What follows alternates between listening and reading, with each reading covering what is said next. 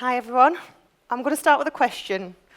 What do we think is the most expensive phrase in debt collection? Any takers? Any hands? No? I'll start you off. Go on then, Rich. Do you want to pay today? Do you think that's the most expensive phrase for us? Can you pay it in full? Any others? Go on, I'll take a third. Close. It's actually, please hold while we put you through to an advisor. Every year, millions of customers are ringing us up to do two simple things, which we've gathered from the other responses, which are pay in full or pay by arrangement and set up with that arrangement plan.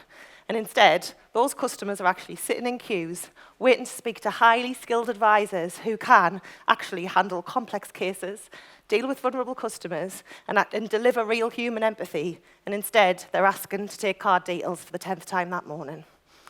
So, with that in mind, at coeo, we knew that 40% of our customers were ringing us up to just set up payment plans or make a payment.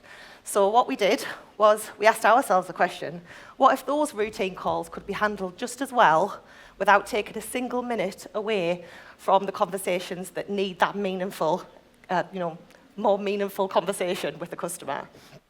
So today, I'm proud to introduce our virtual voice agent. It isn't a gimmick. It isn't an IVR. It isn't a chatbot with a headset on. What it is it's just an agent that can securely take payments and set up those payment arrangements. It recognizes when a caller asks for a human or when it needs something outside its scope, and it escalates and transfers to an advisor when care or complexity demands that. And it's not about replacing people. I want to make that absolutely clear. It's about redeploying human talent where it matters most. So it's not just about operational efficiency for us either. It's queue times reduced, it's advisor capacity released, costs lowered, service levels improved. And the real opportunity for us was that when we remove the friction from those simple transactions, we're creating space for the meaningful conversations, allowing our people to focus on tailored solutions, to give time to the customers who genuinely need that time and the understanding and the expertise of our people, because that's what we're here for at the end of the day. So the future of financial services and AI for us, it isn't AI versus humans. It's about AI handling the predictable so that humans can handle the important.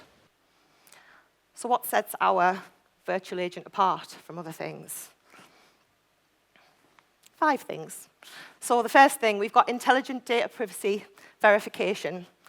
What it does, it'll verify the number that the customer's calling from first, and then it'll also ask them to verify 2 other pieces of information, which it validates against our records.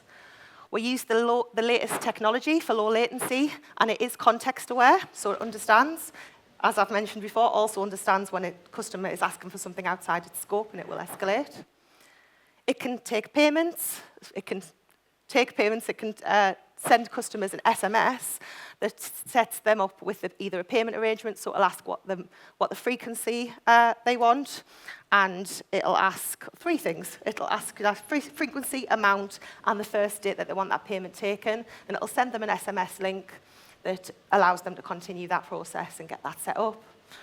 There's a workflow in the background that works on sophisticated generative AI, which has got really strict guardrails, so it won't improvise, it will just do. It's very closely guarded, it will just do what we ask it to do. It doesn't go off on a tangent and do anything we don't want it to do. And the biggest thing is the smart escalation. So as soon as we identify that a customer wants to speak to a human or they need something that it can't do, it will be transferred through to an agent in hours, or it'll ask them to call back if they're calling us outside of hours.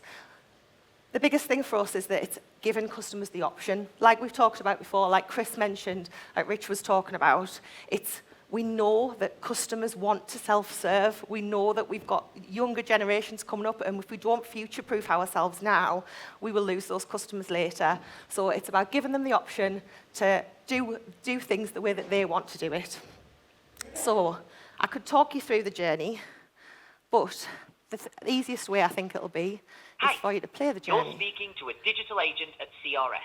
How can I help today? I don't know. How can you help me? I can help with account verification and discuss payment options, including paying in full or setting up an arrangement. I'll set up an arrangement, please. Of course, I'll be happy to assist you with setting up an arrangement. First, may I have the last 5 characters of your reference number, please?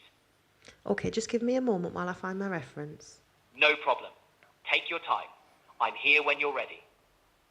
Okay, the last 5 digits, 10004. Thank you. Now, could you please provide your date of birth? The 6th of August 1986. Thank you. Let me verify that information for you. One moment, please. Great news. I've verified your account successfully. Would you like to pay in full today, or would you prefer to set up a payment arrangement? I want to set up a payment arrangement, please. Wait a moment while I process that for you. Would you like to make payments weekly, fortnightly, or monthly? Monthly, please. Thank you. How much can you afford to pay per month? £30. When would you like to make your first payment? Please note, this must be within the next 30 days. The 1st of April? Thank you. Let me verify that date for you. I've collected the following payment arrangement detail. You'll be paying £30 monthly, starting on 2026-0401. Can we please confirm if these details are correct? Yes. Thank you for confirming. I'll now finalize that arrangement for you. We've sent you a quick pay SMS. Simply follow the instructions and your plan will be set up. Is there anything else I can help you with today? No, that's all, thanks. Thank you for calling CRS. Have a great day. Goodbye. There we go. So that was obviously a curated demo. I rang it earlier this week. So we have gone live with this just this week. It is hot off the press. It is currently handling 15% of our calls. So that's just 50% of the 40% of calls that we know come in and usually only want to set up a payment plan or pay in full. What you can do, if anyone's interested in the break, Steve's got the stand upstairs and he will be showing anybody who wants to demo that live and see it working in action. And with that, I will take any questions. There